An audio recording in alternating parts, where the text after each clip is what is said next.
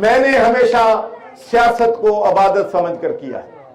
میں جب یہاں پر نہیں تھا اس وقت بھی میرا دل پاکستان کے ساتھ دھڑکتا تھا.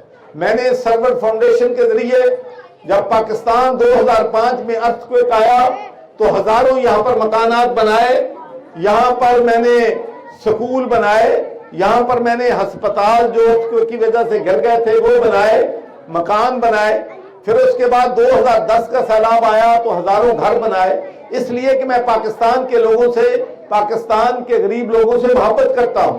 پھر کووڈ-19 آیا تو بڑے بڑے لوگ اپنے گھروں میں چھپ گئے کووڈ سے ڈرتے ہوئے, لیکن اللہ کا شکر ہے اور مجھے اس بات پہ فخر ہے کہ میں فرنٹ لائن پہ رہا. میں اپنے ہاتھوں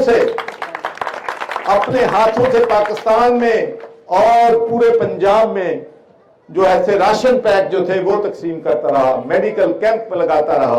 اور میں آپ کو یہ بھی بتانا چاہتا ہوں کہ مجھے آئی جی جیل خانہ جات نے کہا کہ ان کے پاس کپڑے دھونے کے قیدیوں کے پاس صابن نہیں ہے, نہانے کا صابن نہیں ہے, سینیٹائزر نہیں ہے, ماسک نہیں ہے, پیرامیڈیکل سٹاف کے پاس کوئی چیز نہیں ہے.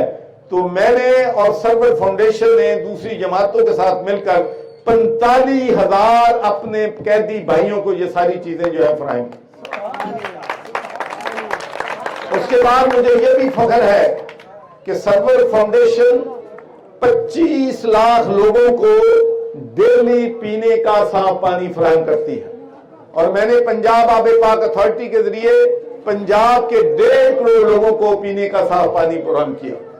اس کے بعد یونیورسٹیاں چونکہ ایز اے چانسلر میرے انڈر تھی تو میں نے وہاں پر پہلا کام یہ کیا کہ تمام یونیورسٹیوں کو ہدایات دی کہ قرآن پاک کو ترجمے کے ساتھ تمام یونیورسٹی میں پڑھنا لازم قرار دیا.